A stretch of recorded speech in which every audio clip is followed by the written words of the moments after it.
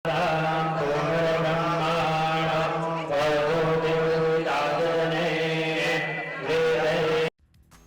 विभिन्न ज्ञानवर्धक कार्यक्रम देखने के लिए आप हमें अभी सब्सक्राइब करें, बेल आइकन को प्रेस करें ताकि आप देख सकें हमारा कार्यक्रम सबसे पहले। और अधिक जानकारी के लिए फेसबुक पेज को लाइक करना न भूलें। जय माँ इंद्राक्षी। इंद्राक्षी धाम में दर्शकों आप सभी का हम हार्दिक स्वागत करते हैं। आज के दिन जिन जातकों का जन्मदिवस है, मैरिज एनिवर्सरी है, उन सभी को हमारी तरफ से बहुत बहुत शुभकामनाएं। आज हम बात करेंगे हथेली में बने कुछ योगों के बारे में, या यूँ कह लें कुछ संकेत और चित्रों के बारे में, जिसमें आँख जैसी जो आकृति बनी होती है, आई जैसी, चाहे वो अंगूठे में हो चाहे वो उंगलियों में हो, उसका तात्पर्य क्या है? क्या ये उंगलियों के मुड़ाव की वजह से बनती है या इसका कुछ अर्थ है? ऐसी ही कुछ चर्चा इस कार्यक्रम में सुनने वाली है आपको। अब आइए पहले आज का पंचांग हम देख लेते हैं।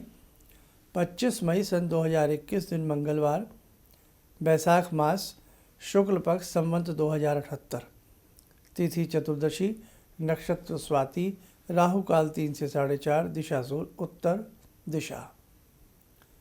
कल को लेकर भी बहुत लोग भ्रमित हैं, ग्रहण को लेकर के और साथ में पूर्णिमा के व्रत को लेकर के। आप कल पूर्णिमा का व्रत रखें, किसी तरह का कोई दोष नहीं है। बस इसमें यही है कि पूर्णिमा का व्रत जो खोलें, शाम को 7:30 बजे के बाद खोलें और स्नान करके खोलें, ये ध्यान रखें, है ना। बहुत से लोग आज भी पूर्णिमा का व्रत रखे हुए हैं अपने हिसाब से, लेकिन जो कल दुविधा में हैं कि पूर्णिमा का व्रत कल रखें ना रखें, क्योंकि ग्रहण को लेकर के लोग डरे हुए हैं, तो आप पूर्णिमा का व्रत कल रख सकते हैं, कोई दोष नहीं है। बस शाम को अपने अपने चंद्र के हिसाब से करीब करीब 7 बजे के बाद, यानी कि 7:22 के बाद, 7:30 बजे के बाद ही कल का व्रत खोला जाए तो ज़्यादा अच्छा रहेगा। एक चीज़ और बता दें, कल ग्रहण को लेकर के जो चर्चाएं हैं, ये ग्रहण भारत में दृश्यमान नहीं है, इसलिए इस ग्रहण के सूतक और पातक का असर भारत में नहीं रहेगा, ये ध्यान रखें। किसी भी तरह से कोई भय डर की आवश्यकता नहीं है। कहीं कहीं कुछ इलाके ऐसे हैं जहां ग्रहण हल्का सा मामूली सा दिखाई देगा, लेकिन सब जगह नहीं। हालांकि इसके सूतक को लेकर के, इसके स्पर्श को लेकर के बहुत सारी चर्चाएं हैं, लेकिन इस बार के इस ग्रहण में भारत को लेकर के किसी प्रकार से आप न डरें। और इसके लिए हमने एक स्वतंत्र वीडियो बनाया है ग्रहण के लिए, 26 तारीख को ग्रहण को लेकर के, कृपया आप वो हमारा देख लें। कल का बहुत शुभ और शुद्ध दिन है, बुद्ध पूर्णिमा है, बहुत सारी बातें हैं, तो वो सब अच्छे से आप कर सकते हैं। अब आइए आज के सब्जेक्ट पर लौटते हैं। हथेली में नाना भांति के योग होते हैं, उनमें से आप अपने अंगूठे को देखना, किसी व्यक्ति के अंगूठे में एक रेखा होती है, बस। कहाँ? यहाँ पर, जैसे नीचे, फिर बीच में, फिर उससे ऊपर, केवल ये एक रेखा किसी किसी के व्यक्ति के दिखाई देगी। उंगलियों में भी यही आलम होता है कि केवल सिंगल एक ही रेखा दिखाई देगी। तो एक रेखा अच्छी होती है या आँख की आकृति अच्छी होती है, तो देखो एक रेखा भी बुरी नहीं होती है। एक रेखा वाला व्यक्ति बहुत ही प्रयत्न उसको जीवन में करना पड़ता है, तब जाकर के लक्ष्मी पदार्पण उसके जीवन में होती है। संघर्ष दर्शाती है ये रेखा। अब हथेली में, उंगलियों में एक आँख जैसी आकृति बनी होती है, इसे यवा आकृति भी कहा जाता है, आँख आकृति भी कहा जाता है।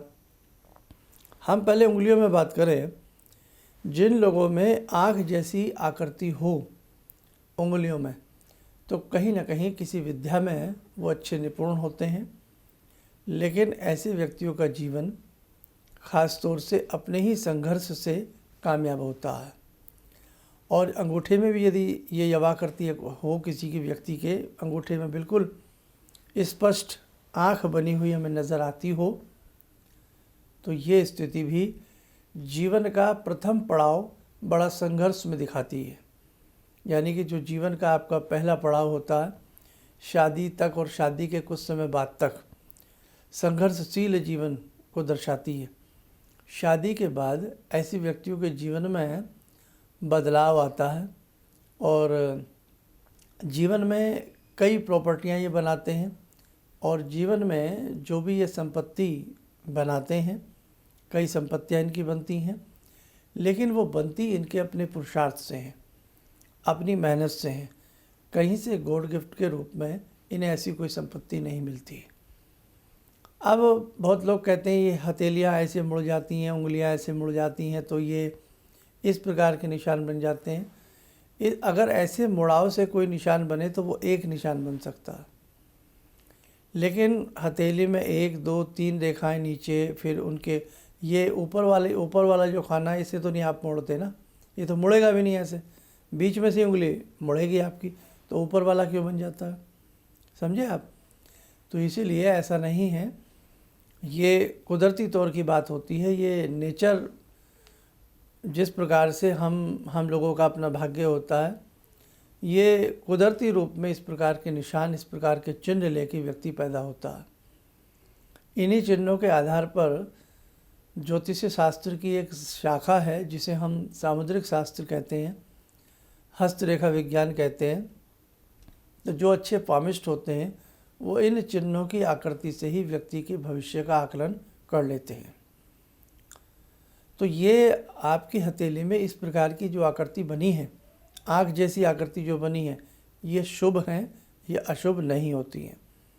कई बार ऐसा लोग हमसे सवाल कर लेते हैं कि शर्मा जी मेरे अंगूठे में, मेरे दोनों अंगूठों में, मेरी उंगलियों में ये आँख जैसी आकृति बनी है, और ख़ास तौर से ये आँख जैसी जो आकृति होती है ये उंगलियों के बीच वाले पोर्शन में ज़्यादा बनती है और अंगूठे में बनती है। तो ये शुभ है, कतई भी अशुभ नहीं है। हाँ, संघर्ष कराएगी, नो डाउट, लेकिन क्या हम अपने संघर्ष में कामयाब होंगे या नहीं होंगे। एक रेखा और इस चीज़ की परिचायक है, आपकी हथेली में भाग्य विधायिनी रेखा नीचे से निकलती है, ऊपर की तरफ जाती है। ज़रूरी नहीं सभी के हाथ में ये भाग्य रेखा हो, लेकिन अगर व्यक्ति की हथेली में ये आँख जैसी आकृति बनी हो और ये भाग्य रेखा हमें प्रतिबिंबित अच्छे से नज़र आती हो, चाहे छोटी ही नज़र आती हो दोनों हाथ में, तो कहीं ना कहीं कुदरत आपका साथ दे रही है, कहीं ना कहीं मेहनत आपका साथ देगी, और मेहनत तो अवश्य मेरे साथ को रंग लाती ही लाती है। वो बात अलग है कि रंग कब लाती है ना। बहुत लोग ऐसा भी सोचते हैं कि सारी ज़िंदगी बीत गई पसीना बहाते बहाते, सब्र का फल करते करते, हमने तो देखा ही नहीं कि सब्र का फल मीठा भी होता है या खट्टा होता। क्यों? कभी दिखा ही नहीं, कभी चखा ही नहीं। तो आपकी हथेली बहुत कुछ बता सकती है।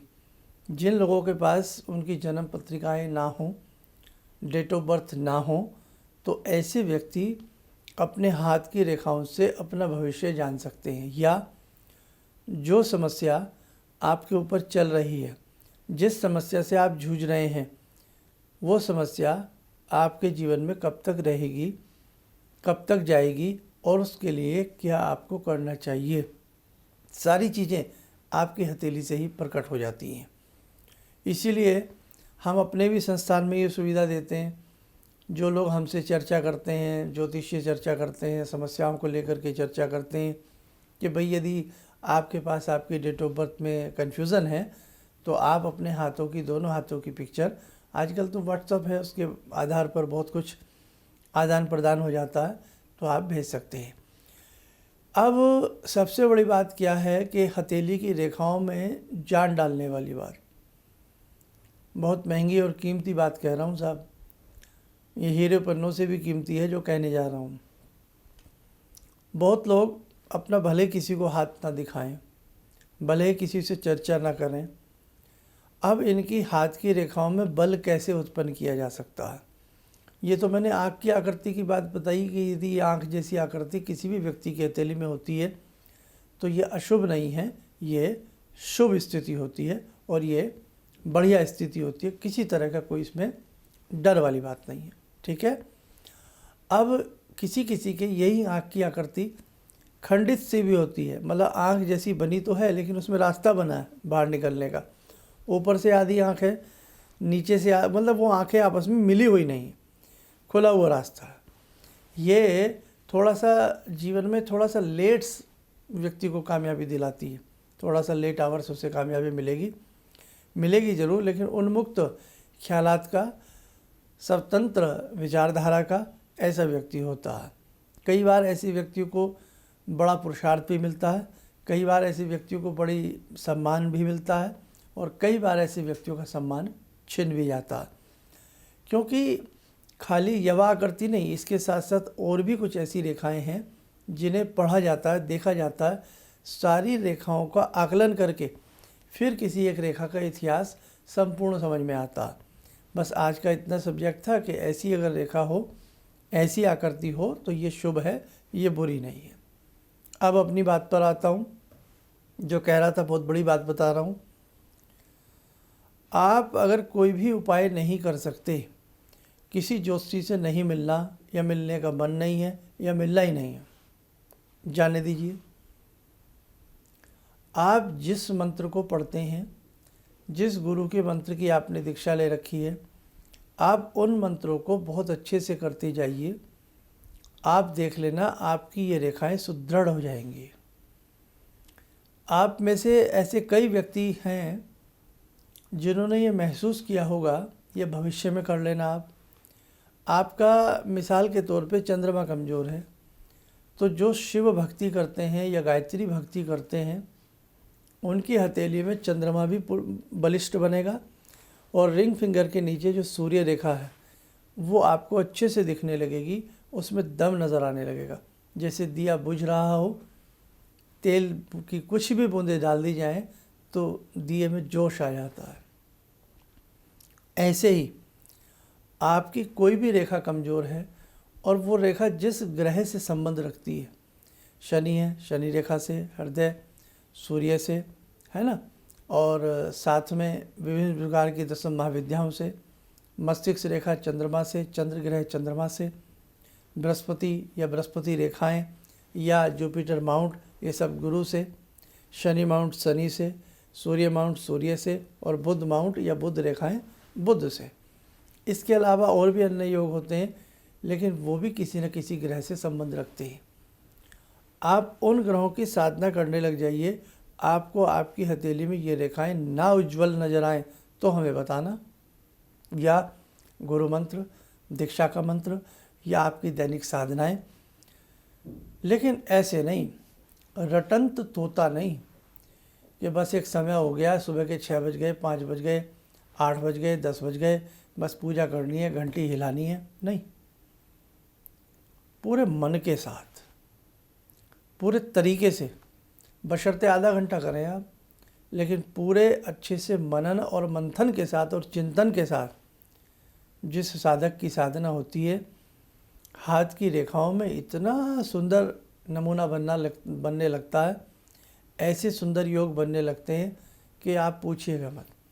कोई भी मर्मज्ञ आपका जब हाथ देखेगा ना, अरे बड़ा लक्ष्मी युक्त हाथ है, या बहुत ही सुंदर हाथ है, हथेली की रेखाएं इतनी शानदार हो जाती हैं, आप मानिएगा मत। क्यों? आप बहुत शानदार साधना कर रहे हैं। साधना का जो फल है वो वास्तव में आपके जीवन पर, भाग्य पर, आपके शरीर पर, आपके पंच कोशों पर, आपके 6 चक्रों पर, हर जगह उसका असर आता है आप जो साधना करते हैं।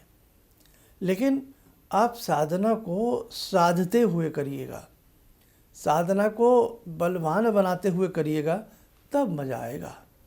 तो इसलिए मेरे साधकों, अपनी साधना पर पूर्ण विश्वास रखें। अगर आपको अपनी साधना पर, अपने गुरु पर पूर्ण विश्वास है, अपने पर पूर्ण विश्वास है, तो ये हाथ की रेखाएं आपकी हैं।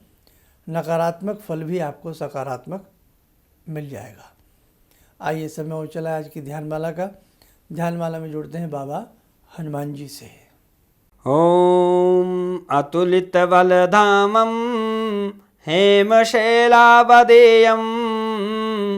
धनुजवनकृशानु ज्ञानिनामग्रगण्यं सकलगुणनिधानं वानराणामधीशं रघुपतिप्रियभक्तं वातजातं नमामि मनोजवं मारुततुल्यवेगं जितेन्द्रियं बुद्धिमतां वरिष्ठं वातात्मजं वानरयूथमुख्यं श्रीरामदूतं शरणं प्रपद्ये श्रीरामदूतं शरणं प्रपद्ये रामाय रामभद्राय रामचन्द्राय वेदसे श्रीरघुनाथनाथाय सीताया पतये नमः श्री हनुमंताय नमः। कवच बनाएं, भावना करें बाबा का आशीर्वाद हम सबके ऊपर बरस रहा है।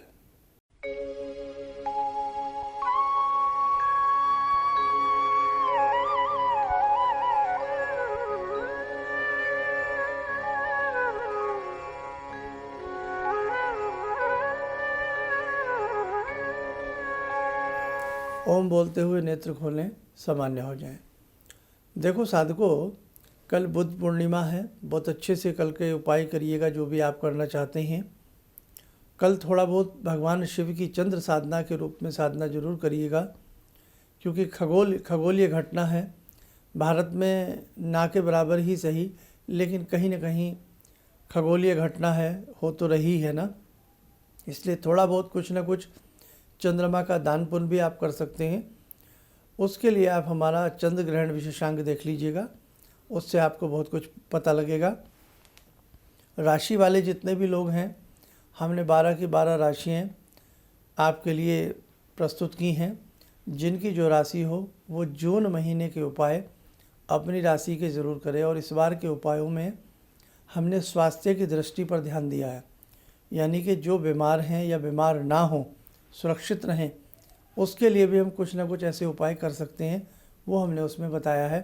इसलिए आप अपनी राशि से संबंधित आप उपाय देख लें और उन्हें आप ज़रूर कीजिएगा। इसी के साथ साथ एक महत्वपूर्ण सूचना और दे दें। जो विश्व शांति हेतु 21 दिन की दैवीय साधना चल रही है 1100 ब्राह्मणों के द्वारा, ये 3 जून तक रहेगी। 3 जून को बृहस्पतिवार है, नवमी तिथि है, अर्थात ये सिद्धा तिथियों में से आ जाती है। सिद्ध तिथि में यज्ञ संपन्न आदि होगा और हमारी यही शुभकामनाएं हैं आप सबके लिए। आप सब स्वस्थ रहें, बहुत अच्छे से रहें, ईश्वर सदैव आपके ऊपर कृपा करते रहें। इन्हीं शब्दों के साथ हम अपनी वाणी को विराम देते हैं। जय माँ इंद्राक्षी। गुरुजी, मैं गुवाहाटी से आई हूँ और मैंने टीवी में ही आपका प्रोग्राम देखा था, जिसमें आपने मुझे मैंने सुना था, उसमें आपने हिरण्यहंस सूर्य को देखते हुए बताया था 3 माला करने के लिए। वो मैंने जब से शुरू किया,